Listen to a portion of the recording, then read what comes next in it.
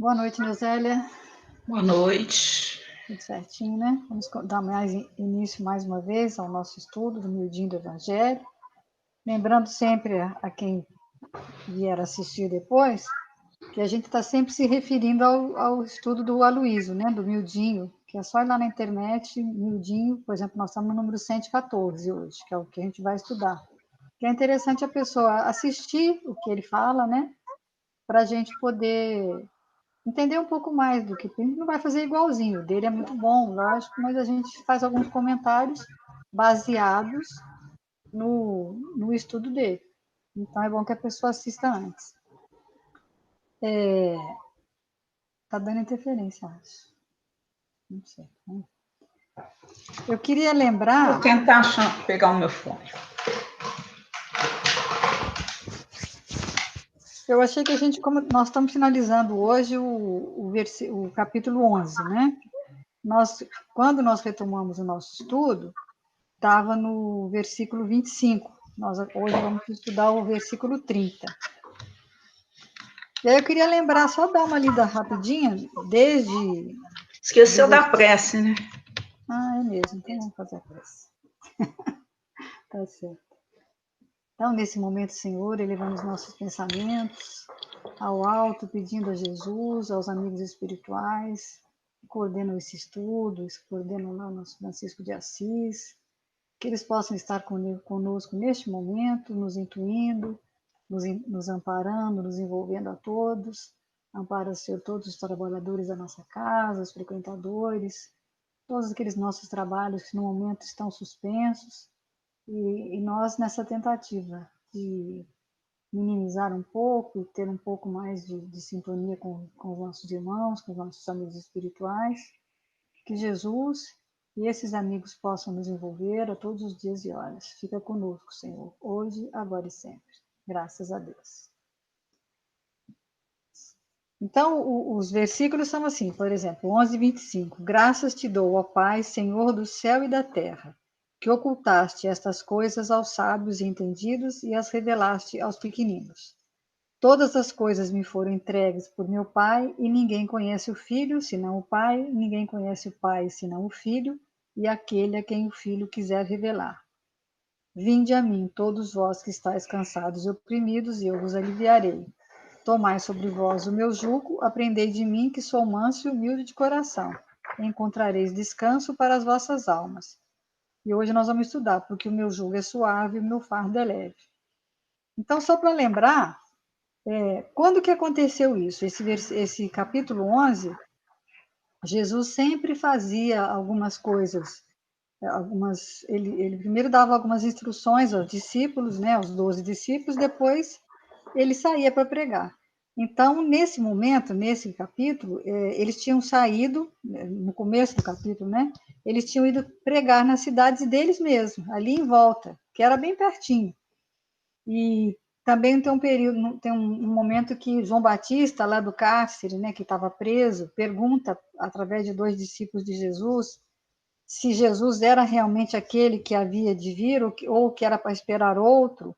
E Jesus fala que sim, que era, né, e ele ainda fala a questão de João Batista.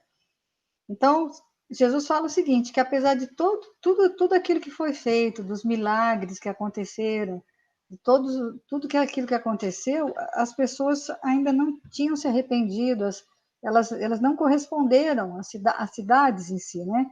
Até que num momento Jesus fala, ai de ti, Corazim, ai de ti, Betsaida, que são aquelas cidades. Porque ele fala o seguinte, que em outras cidades piores, como Tiro, como Sidom, como Sodoma e Gomorra, que eram tidas como cidades piores, se aqueles prodígios, se os milagres que aconteceram naquelas cidades tivessem acontecido nelas, elas já teriam se arrependido.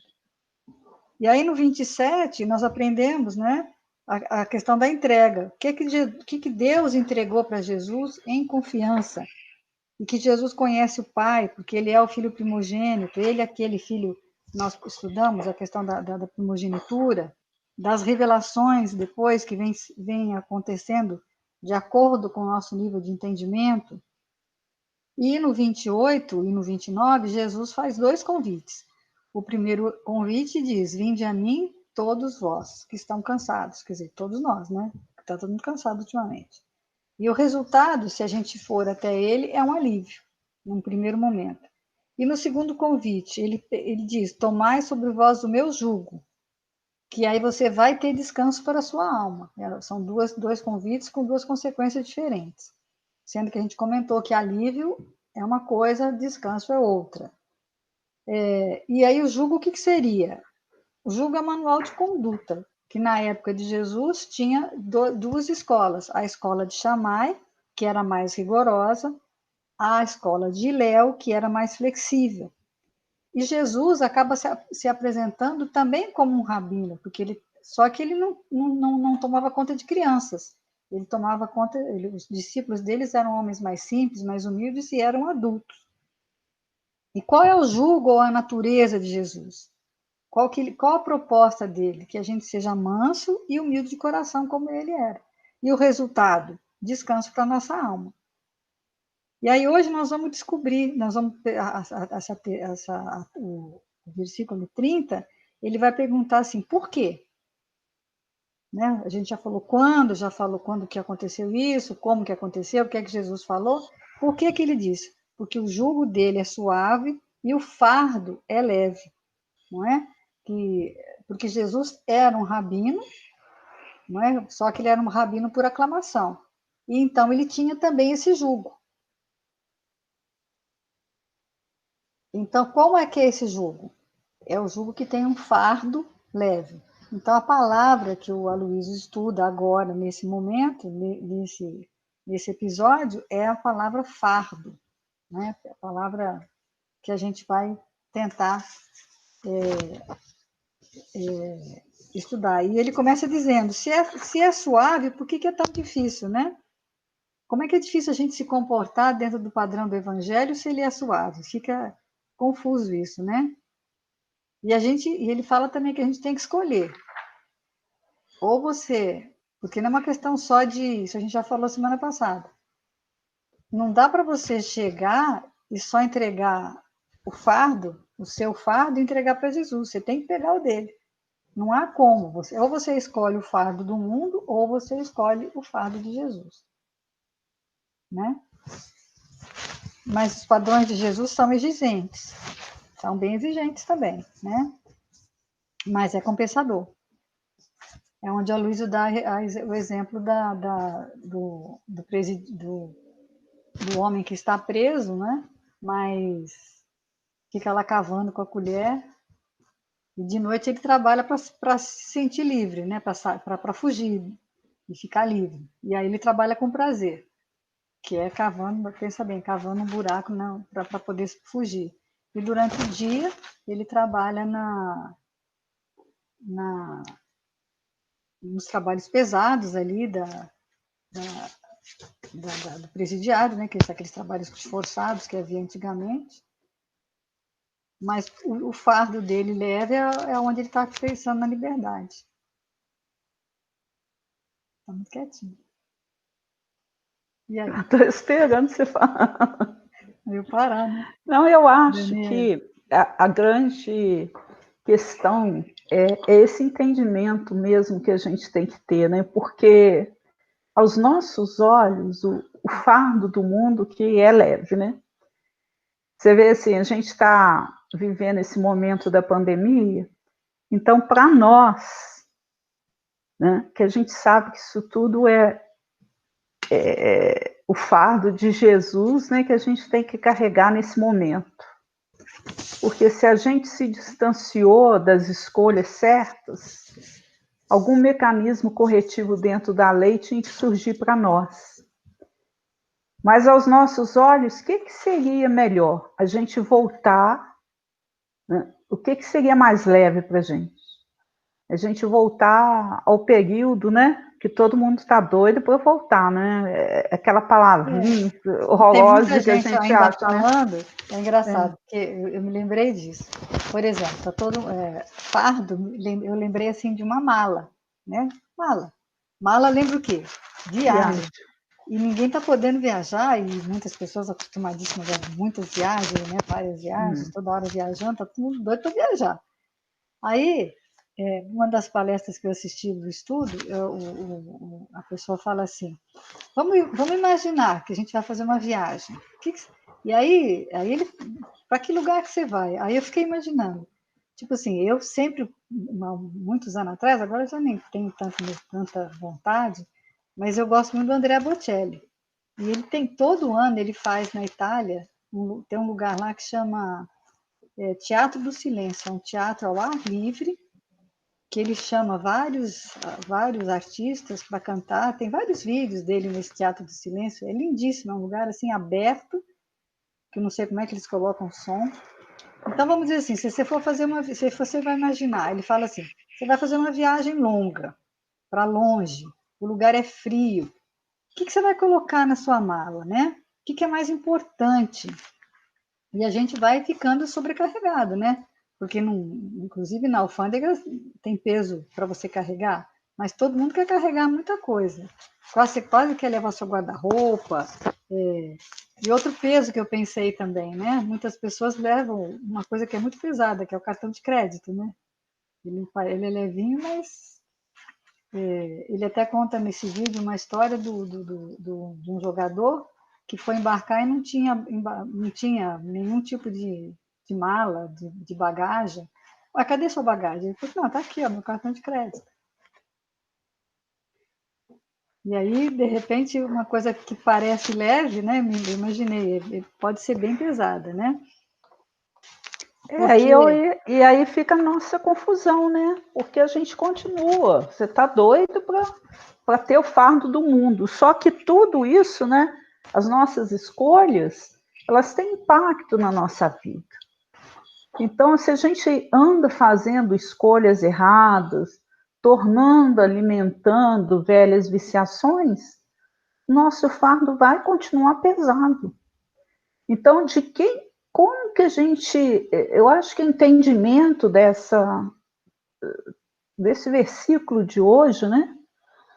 O quanto que, se a gente voltar esse fardo para Jesus, ele vai ficar leve, e ele afirma isso, né? Com muita propriedade, então a vida para nós vai ter muito mais conforto, muito mais harmonia, muito mais equilíbrio. Só não está tendo porque a gente ainda não está encarando toda essa situação que a gente vive como um processo de aprendizado, né? Sabendo que essas escolhas de hoje vão ter impacto na nossa vida. E ele fala muito assim, nos diferentes fardos, né? Que todo mundo tem um fardo para carregar. Todos nós vamos ter esse fardo, né?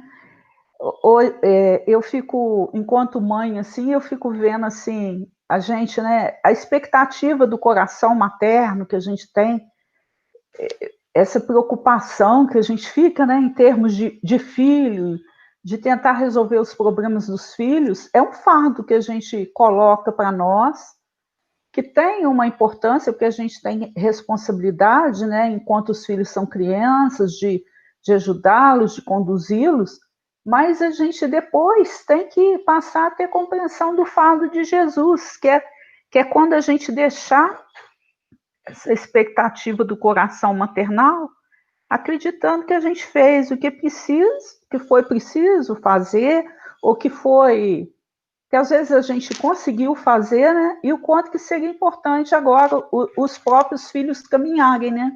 E aí o Emmanuel fala uma coisa, né?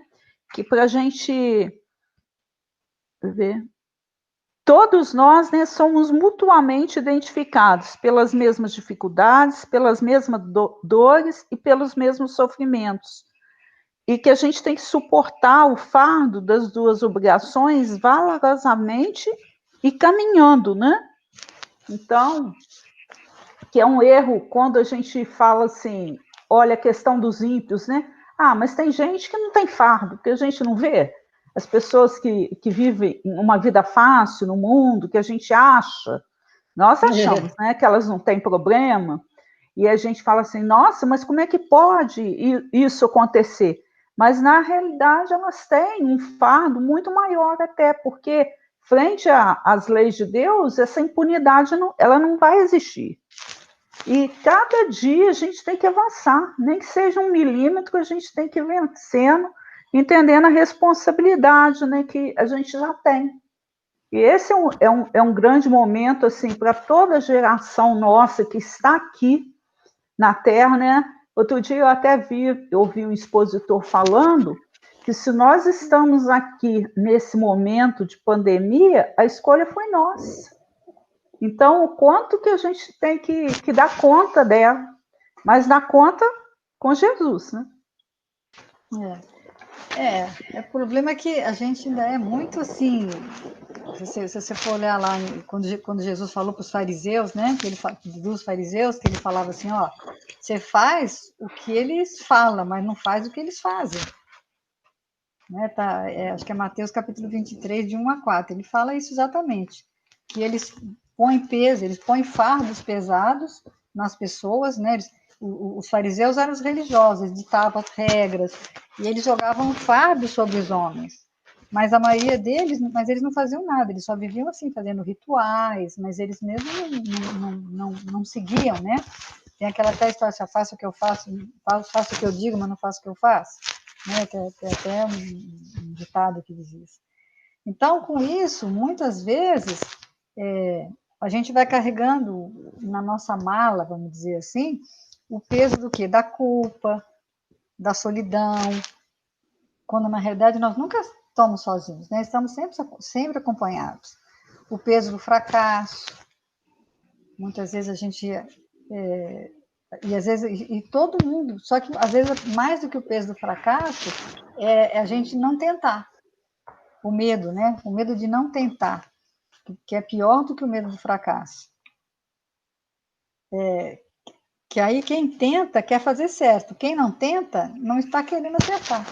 Então a gente tem que estar atento o peso do ciúme, que reflete a nossa insegurança, peso da mentira. A mentira é uma coisa muito pesada, né? Porque a gente não sabe aonde que ela vai chegar, ela tem muito desdobramento. Você começa com uma pequena coisa, e às vezes, até no dia a dia da gente mesmo, o Aloysio fala que quando você está agindo errado, quando você está agindo de uma forma inadequada, que às vezes pode ser até comum, a gente até falou nisso, você está sempre sobrecarregado, você está sempre de sobressalto. Eu, por exemplo, agora, embora em Bicas a pessoa não tenha o hábito de usar o cinto de segurança, eu sempre uso, eu procuro usar. Eu acabei, depois que eu vim de São Paulo, eu perdi o hábito de usar. E não é o certo, né? O certo é você usar. Aí, porque ninguém usa, se você andar em Bicas, raramente você vai ver alguém usando sim. Mas o certo é usar. Então, são pequenas coisas que você vai fazendo que vai... Ah, tá, mas ninguém usa. Eu acho que os policiais daqui nem vão te multar. Já aconteceu de eu parar e ele falar assim, olha, põe o cinto. Mas assim, sabe, delicadamente. Se você for pego sem cinto em São Paulo, você vai tomar multa, não vai ter jeito, né? E ele fala também do peso do medo, né? Do que a gente tem medo? Né? Lá em João 4,18 diz assim, no amor não há medo, pelo contrário, o perfeito amor expulsa o medo, porque o medo supõe castigo. Aquele que tem medo não está aperfeiçoado no amor. Jesus é nosso maior exemplo de amor, ele nada temia. Né? Então, tudo isso são esses pesos que a gente vai carregando, mas o Aloysio fala mais na questão do dinheiro, né? Do poder, ele fala em várias questões. Né? O Emmanuel fala assim, ó, do fardo que transportamos de boa vontade, procedem as lições de que necessitamos para a vida maior. Então, quando, por exemplo, ele ainda citou um exemplo, né, antes de entrar nessa questão do dinheiro, ele citou um exemplo assim, a questão do exercício físico, por exemplo. Caminhar cedo, levantar, acordar cedo para fazer uma caminhada é um fardo pesado. Mas o que ele oferece depois para a gente? A caminhada oferece. Ela vai oferecer bem-estar. E bem-estar faz com que as coisas fiquem para você suaves. Agora, se a gente se recusa a fazer um exercício, aí a gente está, né, dorme até mais tarde. Então, o fardo está ali, suave, né? Mas e depois? Qual que vai ser o resultado disso, né? Vai ser pesado, porque a falta de exercício vai te deixar com Sem algumas saúde. sequelas a nível físico, sem saúde. Então, esse cuidado da gente analisar, porque a questão espiritual, eu acho que o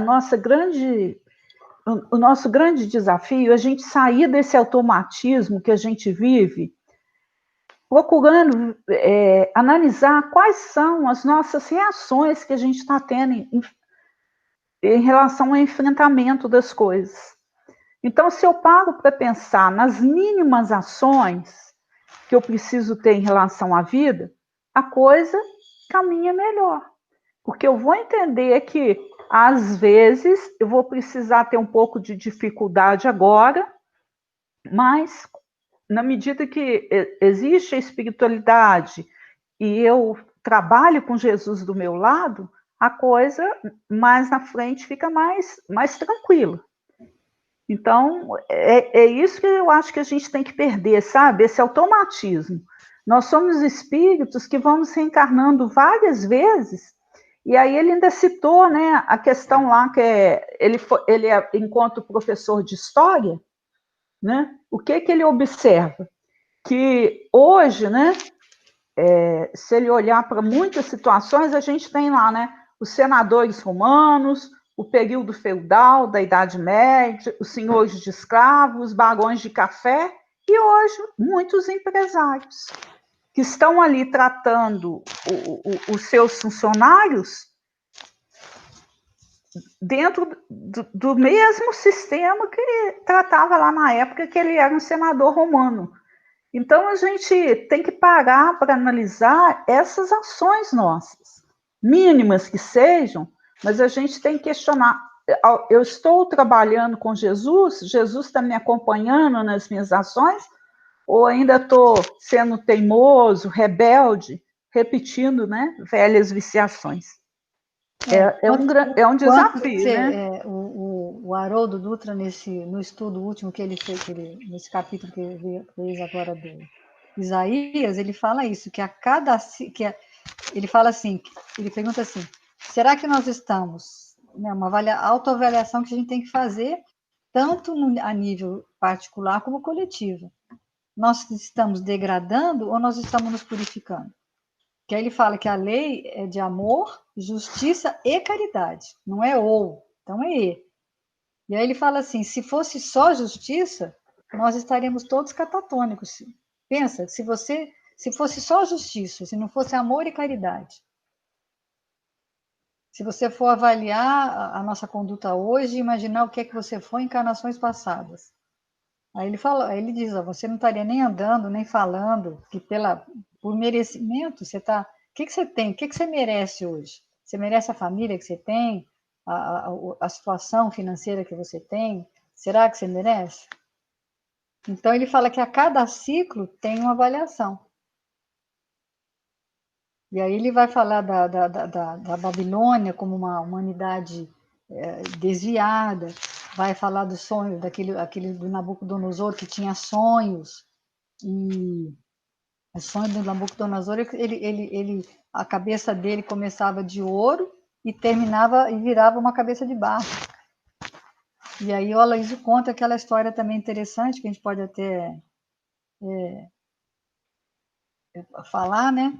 Mas o Haroldo ainda fala assim, o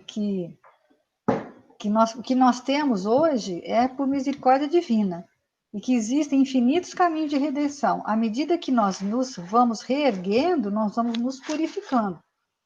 Então, a lei, o que ela faz? Ela espera que a gente adquira créditos que a gente não tem. É como se ela estivesse fazendo um empréstimo.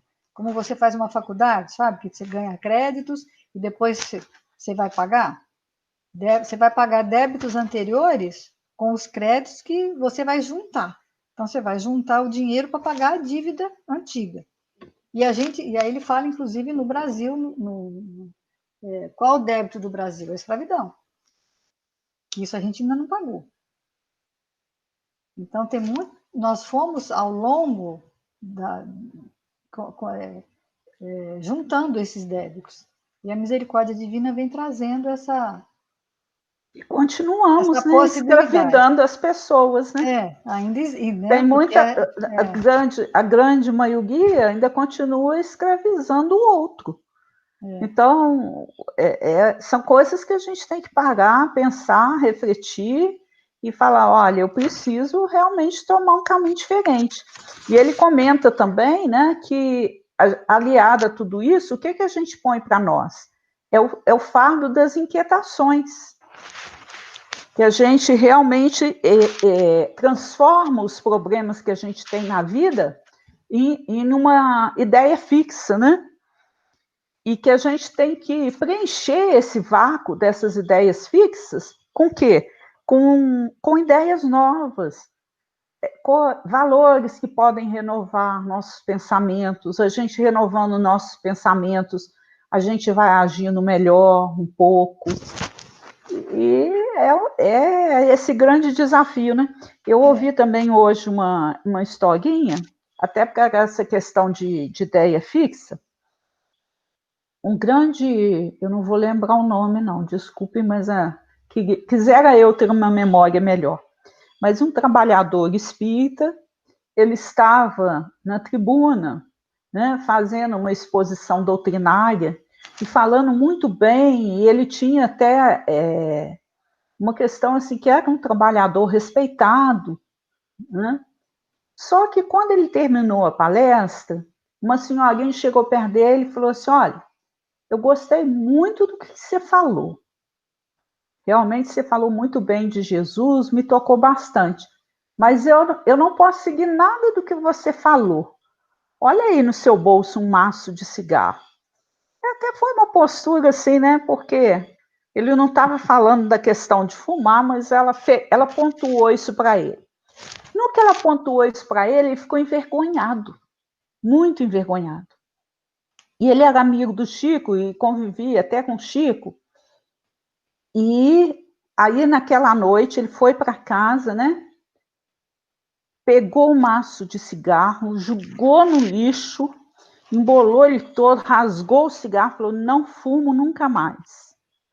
E 3 horas da manhã, ele acorda, vai lá no lixo para tentar reconstituir um cigarro de tanta vontade que ele estava de fumar. Mas aí, como ele era amigo do Chico, ele falou, não, eu vou conversar com o Chico a respeito disso, porque eu me esforço, mas o cigarro é uma coisa que eu ainda não consegui largar. E aí ele foi até o Chico conversar, aí o Chico virou-se para ele e falou, olha, meu irmão, a grande questão é a relação de ódio que você está tendo com o cigarro, que você desenvolveu a partir do que a senhora te falou. Então, você tem que refletir sobre isso. Você está com uma ideia fixa no cigarro. Descubra um jeito de sair disso. E ele realmente ficou pensando como que ele poderia fazer, porque ele se sentiu envergonhado. A atitude da senhorinha lá com ele, né? Ele ficou envergonhado. Ele falou, eu não posso, enquanto expositor espírita, eu sei que o cigarro faz mal, eu sei que é um vício. Aí ele olhava para o maço do cigarro, começou a conversar com ele. Meu irmão, eu estou muito errado, mas você me deu prazer, se aliviou minhas dores muitas vezes, na hora que eu estava nervoso. Mas hoje eu já tenho um outro tipo de conhecimento, eu preciso te deixar de lado, porque eu sei que você não faz bem para minha saúde, eu sei que eu vou poder respirar melhor, eu sei que eu vou poder ter uma vida mais saudável, a doutrina está me ensinando isso. Então eu te agradeço, mas eu não quero mais conviver com você. E aí, o que ele fez? Ele pegou o livrinho do Pastorino, né, Minutos de Sabedoria, e pôs no bolso. E todas as vezes que ele tinha vontade de fumar, que ele enfiava a mãozinha no bolso, o que ele tinha lá? Minutos de Sabedoria, lia uma página. E, paralelamente a isso também, ele fez os cálculos de quanto que ele gastava para o cigarro. E aí ele começou a ter o comprometimento de colocar cada moedinha, cada vez que ele lia uma leitura salutar, que ele tinha vontade de fumar, Ele trocou um montão de moedinha e ele tinha que depositar a moedinha no cofre lá e para gastar depois com caridade o valor que ele conseguia com cigarro, né? E aí foram vencendo e conseguiu parar de fumar. E aí a gente entende a questão da ideia fixa. Ele simplesmente falou, jogou o cigarro fora e falou, nunca mais eu quero? Não. Ele substituiu todo aquele impulso que ele tinha de fumar por duas atitudes no bem. O fato de reservar um dinheiro, né, para aquilo, e o fato de fazer uma boa leitura. Então, quando a gente fala do fardo da inquietação, é porque quando a gente fica inquieto com as coisas, a gente faz com que aquelas coisas tenham um peso maior para a gente. E a gente não pode conservar essa ideia fixa. É trabalhando. Como que a gente faz? Cada um tem que desenvolver mecanismos próprios aí, né? De conseguir fazer isso. E eu achei essa história aí, depois que eu...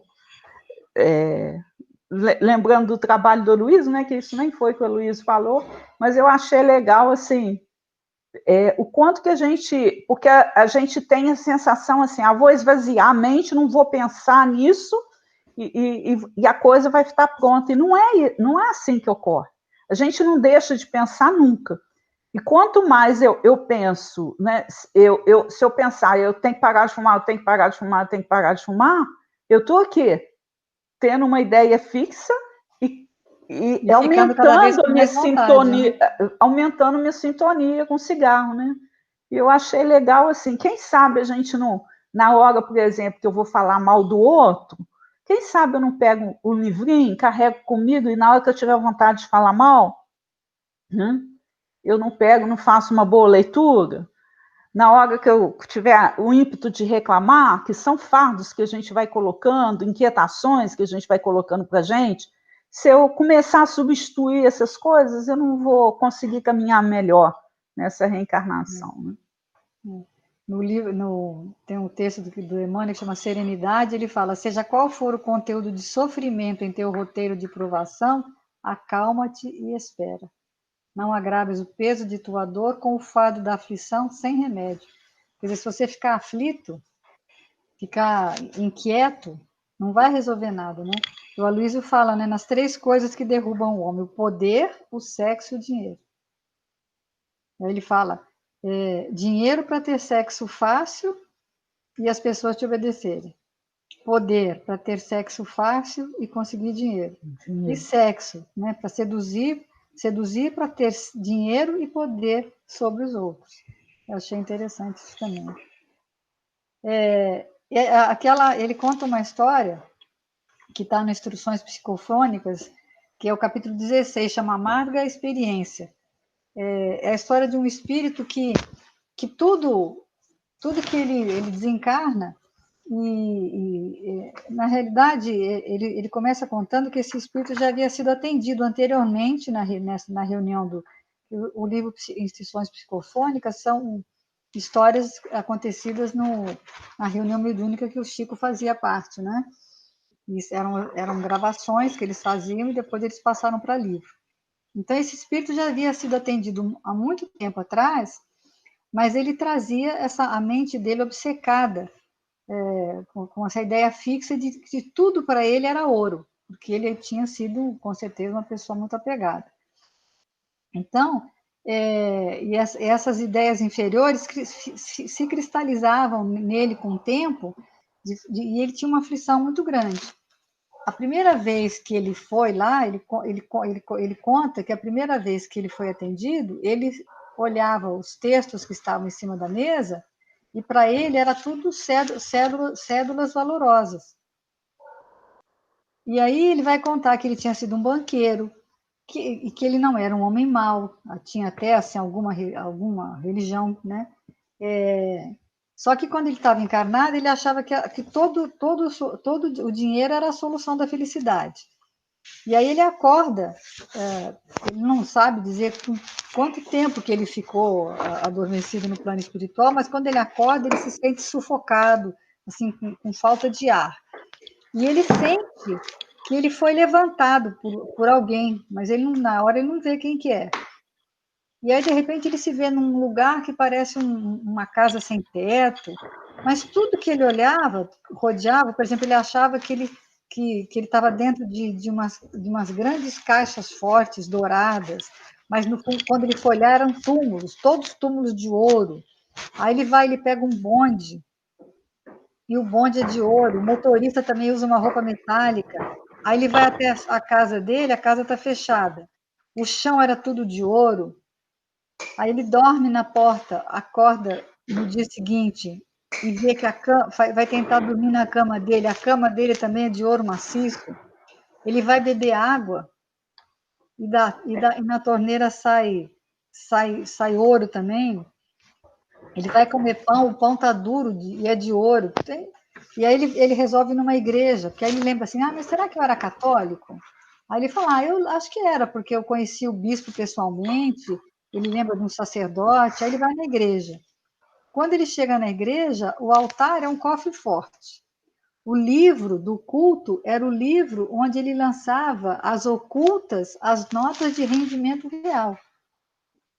E aí ele vai na Virgem Maria, e aí quando ele olha para ela se transforma numa joia, ela se faz toda de ouro. Aí ele tenta orar, mas ele não consegue, de jeito nenhum.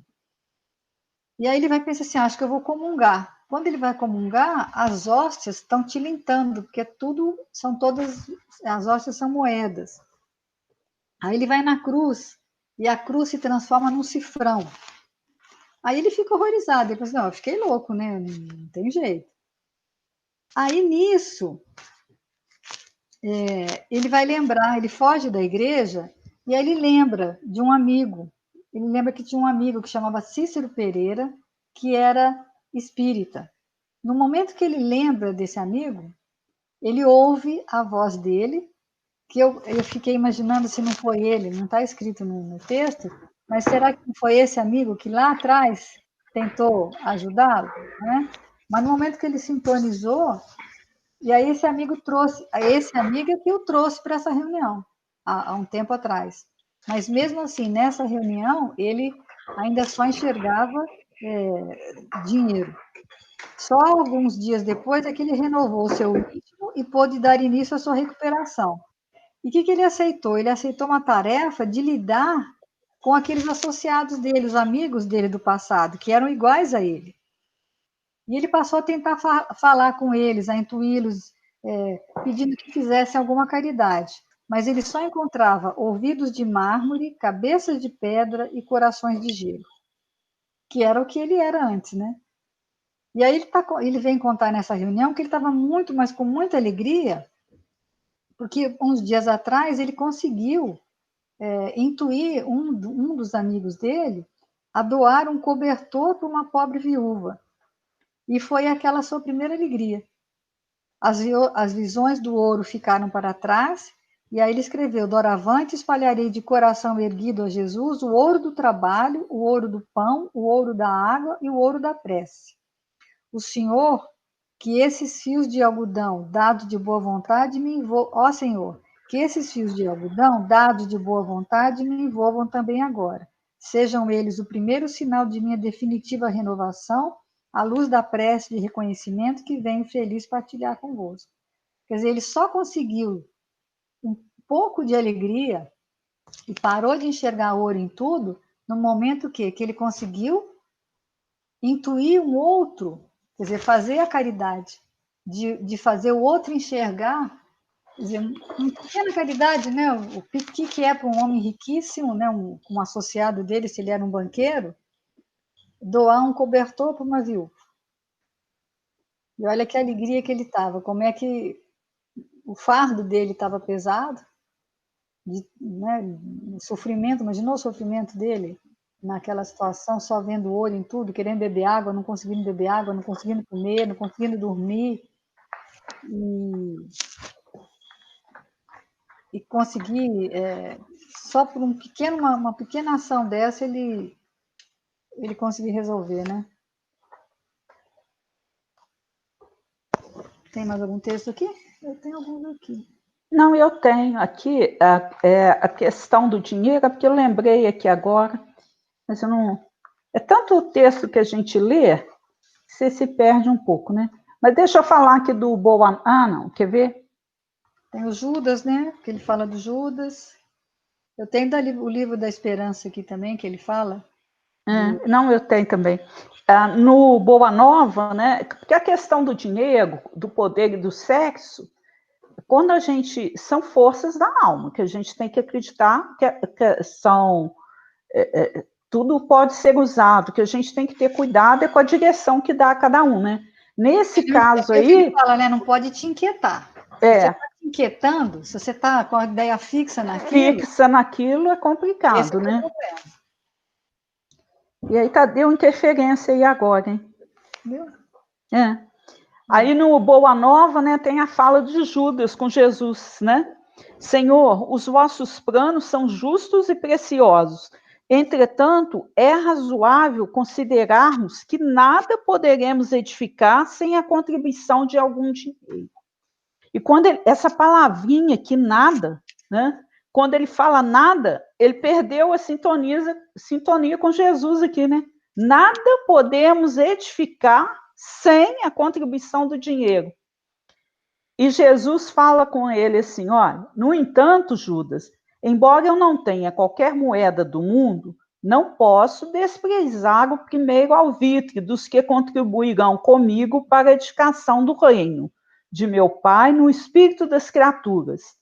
Põe em prática a tua lembrança, mas tem cuidado com a tentação das posses materiais.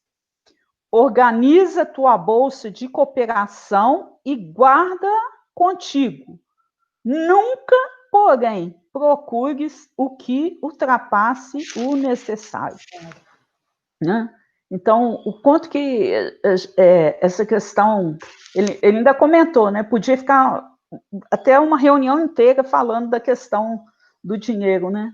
E como que eu fico olhando isso aqui, aí a gente fica envergonhada, né, à medida que a gente vai estudando doutrina, né, porque o quanto, às vezes, que a gente busca aquilo que ultrapassa o necessário. Será que a gente realmente precisa? Hoje eu tive uma experiência que me deixou assim, esfriou, né? Aí uma pessoa que conviveu comigo hoje, no meu dia de hoje, virou-se para mim e falou assim, eu tive que pôr essa blusa aqui velha mesmo, porque a outra estava molhada, e essa daqui também está bem molhadinha, o capuz. Aí eu fiquei, quanto que a gente fica envergonhada, né? Porque na realidade você tem muito mais do que precisa. E alguns não têm realmente a possibilidade de ter mais uma roupa, mais uma vestimenta. Então, são valores assim... Será que quando eu tento colocar mais roupa no meu guarda-roupa do que eu preciso, eu não estou trazendo inquietação para mim? Na hora do meu desencarne, não vai ser mais difícil eu ficar...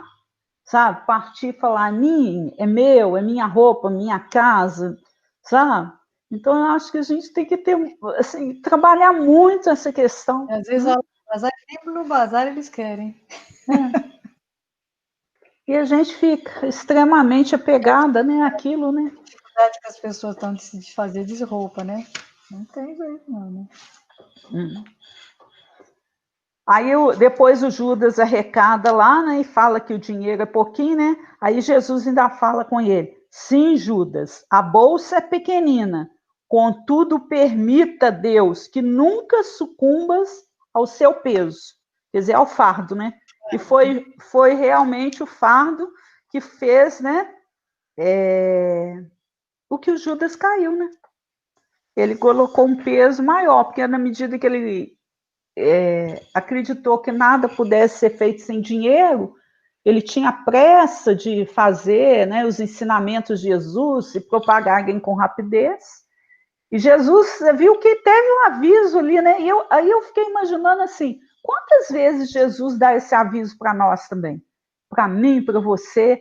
Quantas vezes na hora que a gente está fazendo uma leitura, na hora que a gente está fazendo um estudo aqui, do miudinho, não é Jesus que está conversando com a gente? E falando assim, ó, Neusélia, cuidado, né? Ele botou hoje uma pessoa na minha vida para me mostrar que eu não preciso comprar mais do que aquilo que eu já tenho, porque eu já tenho demais e o outro não tem. Então, eu acho que, assim como Judas foi advertido naquele momento ali por Jesus, ele está advertindo a gente o tempo todo. Resta saber se a gente está ouvindo, né? Escutando, né? Deixa eu fechar meu WhatsApp aqui. Aqui no Pão Nosso, ele vai falar da Madalena também, que eu acho interessante, que o capítulo chama de Madrugada, que é a gente também não desistir, tá sempre buscando Jesus, né? Então ela fala assim, no seio de perturbações e desalentos da pequena comunidade, a grande convertida não perde tempo em lamentações estéreis.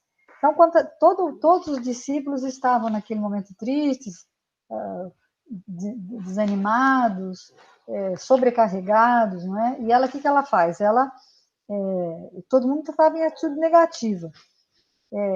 Então ela fala, ela rompe os véus de emoções dolorosas que lhe embargam os passos. É imprescindível não sucumbir sob os fardos, transformando-os, acima de tudo, em elemento básico na construção espiritual. E aí a Madalena, ela resolve não se acovardar diante da dor. Porque o Cristo foi imolado na cruz, não seria lícito condenar-lhe a memória bem-amada ao esquecimento ou à indiferença. Então, vigilante, atenta a si mesmo, antes de qualquer satisfação a velhos convencionalismo, vai ao encontro do grande obstáculo que se constituía do sepulcro. Então, rememorando esse acontecimento simbólico, recordemos as nossas antigas quedas por havermos esquecido o primeiro dia da semana, trocando em todas as ocasiões o mais cedo pelo mais tarde. Então, quer dizer, esse exemplo da Madalena, que ela vai lá de madrugada. Tá todo mundo dormindo, todo mundo aflito lá, e ela fala, não, eu vou lá, ela vai, ela tem essa intuição. Então, esse buscar, né, de você procurar saber, escolher o fardo, saber que ele é leve, né? A gente ouvir a nossa consciência quanto à forma de aproveitamento, né? Daquela questão que a gente está vivendo ali, porque tudo tem dois lados, né? A gente não pode condenar o dinheiro, a gente não pode condenar, né, a conduta dos outros. A gente tem que sempre pensar o quê? É reter o melhor de tudo, tentando tirar de cada situação o que ela retém de melhor, né? Tem uma musiquinha até na evangelização. Hoje eu acho que nem canta, mas essa musiquinha que fala assim, cuidado, olhinho com que vê, cuidado, mãozinha com que pega, Jesus, nosso amiguinho, está olhando para você, cuidado, olho. Aí fala do olho, mão, pé, né? Eu não lembro direito, não. Mas então, assim, é a gente ter esse cuidado mesmo, né? De achar assim, Jesus está olhando para nós e o que a gente está fazendo? Quais são as escolhas, né? A gente tem os talentos divinos, que ele nos abençoa, né, em todas as esferas da existência. E se eu quero ser feliz, o que eu estou fazendo de tudo que ele me apresenta? Tentar ver esses avisos que a consciência vem dando a gente aí. Ele fala também, né, da questão 1019, essa eu achei linda também, não sei se você separou aí, Rita. Separei. Deixa eu só falar mais um pouquinho aqui do Ceifa de Luz, que você estava falando, dá uma sequência nisso. De maneira que cada um de nós dará conta de si mesmo a Deus. Falarás de paciência, exaltarás o amor, a bondade, a paz, a união, mas se nas profundezas do espírito não sentires algum dia o sofrimento a ensinar-te o valor da nota de consolação, seja qual for a dificuldade em que te vejas, abstém de carregar o fardo das aflições e das perguntas sem remédio. Penetra no silêncio da própria alma, escuta os pensamentos que te nascem do próprio ser e reconhecerás que a solução da vida surgirá de ti mesmo. Muito lindo, né? Vamos na 1019, que já faltam 7. O último parágrafo da pergunta 1019. Todos vós, homens de fé e de boa vontade, trabalhai então com zelo e coragem na grande obra de regeneração, pois colhereis 100 vezes mais os grãos que tiverdes semeado. Gente, não é colher mais uma vez, não é colher mais 2 vezes, é colher 100 vezes mais o que a gente semeou, né? Olha só, é um trabalho tão grandioso, mostrando porque a pergunta para você, o né? reino do bem poderá um dia realizar-se na Terra? Então, Quando com entre os certeza, espíritos que a vêm habitar, os bons superarem os maus. infelizes dos que fecham os olhos à luz, pois prepararão para si longos séculos de trevas e decepções. Infelizes dos que concentram todas as suas alegrias nos bens deste mundo, pois enfrentarão mais privações do que os gozos que tiverem.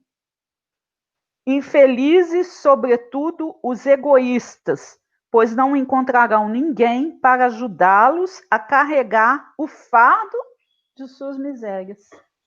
Então, quer dizer, todo o peso quem coloca é a gente, né? Porque a pessoa muito apegada, ela sofre muito, que o medo que ela tem de perder é muito grande. Aquele apego, a pessoa não enxerga que é uma dor, né? É uma dor que ele não enxerga. Assim. E às vezes perde, é o que o Haroldo fala, o Aloysio fala. Com isso, fica lá só lidando com dinheiro, com a matéria, e perde as coisas boas da vida. Não é dizer que tudo tem que ter equilíbrio, né? Também não existe uma apologia, ele fala, não tem que trabalhar, todo mundo tem que trabalhar, mas ir com alegria. Né? Eu achei naquele momento que ele fala que quando o trabalhador vai trabalhar com alegria, o trabalho se transforma, né? Em alegria. Alegria do trabalhador.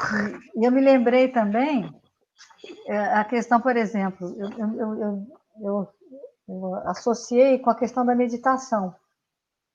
Porque, por exemplo, você pode, durante o dia, ir trabalhar e ter prazer, e ter alegria, e aquilo ser uma coisa com Jesus. Não importa que seja para você ganhar dinheiro. Aí ele fala que não é para ganhar dinheiro, é para ser útil. Quando você vai trabalhar para ser útil e não só para ganhar dinheiro. E eu me lembrei da meditação, porque às vezes as pessoas já sabem que para meditar tem que ficar num cantinho, sozinho, esvaziar a mente, não sei o que lá. Se você estiver atento e estiver sempre pensando no plano espiritual, no Jesus, no seu mentor, você vai estar sempre meditando. Tem como você estar sempre em estado de meditação, desde que você esteja em equilíbrio. E a mesma coisa o trabalho. Se você trabalha com prazer, que às vezes você não gosta do que você faz, mas minha mãe falava assim, se você não gosta do que você faz, aprenda a gostar, que é o que você tem para fazer. Se você está ali, é porque você tem que estar. Às vezes você tinha algum outro sonho, queria fazer outra coisa na vida, aí fica... Mas você fica o quê? Com essa ideia, aí volta para a ideia fixa. Aquela ideia fixa, ai meu Deus, eu não queria ser isso, eu queria ser aquilo. Mas você não foi. Você não... De quem que é a culpa? Do mundo? É sua mesmo. Não é? Que você poderia ter ido para feito outra. Qual o problema? Então a gente ele fala do equívoco nosso também, né? De achar assim, eu estou 30 anos na doutrina espírita. Né? Então, nada... Por que Deus deixou acontecer isso comigo? Por que comigo? Por que eu estou passando por dificuldade? Só que a gente nós estamos chorando sobre o fardo das provações, mas deixando de entender, né? Que o jugo de Jesus é o jugo do testemunho. E quando a gente aprender a exercitar isso, né? Com a tranquilidade necessária, a gente vai ser tudo tranquilo. O grande problema é os excessos que a gente comete, né? No Atos dos Apóstolos também tem uma frase aqui que eu gostei demais dela, que fala assim, olha, o serviço é de Jesus e não nosso. Se cuidarmos muito de nós mesmos nesse capítulo de sofrimentos, não daremos conta do recado. E se paralisamos a marcha nos lances difíceis, ficaremos com os tropeços e não com Cristo. Então, toda a obra, né, de quem que é? De Jesus. A gente está aqui para trabalhar junto com ele, né? E se a gente se fixar o quê? Né, nos tropeços, se fixar nos lances difíceis, a gente vai ficar com os tropeços e não com Cristo. Se a gente fica com Cristo, o fardo passa a ser leve. Mas tem que escolher um. Né? Isso que eu acho que é interessante do coisa é isso, você escolhe um. Não dá para ficar nem com os dois, nem sem nenhum. É não, um ou. É um ou outro. Né? E aí, não se pode servir a Deus e amar amor. Está lá no Evangelho. Né?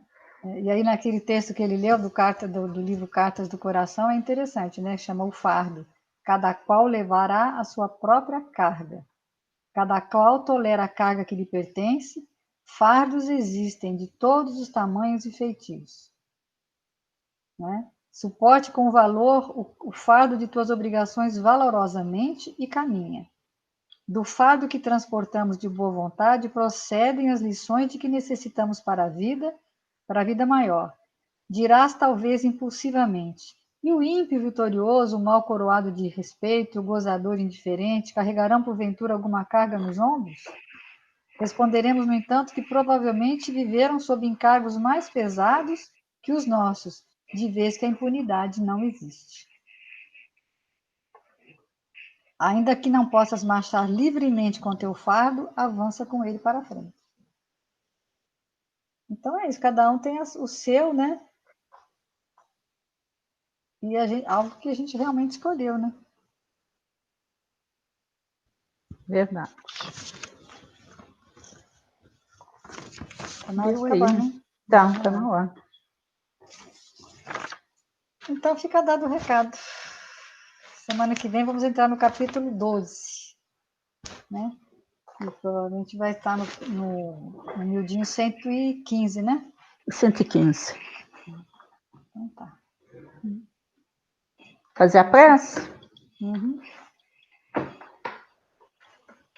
Amigos espirituais, mentores da casa de Francisco de Assis, mais uma vez agradecemos.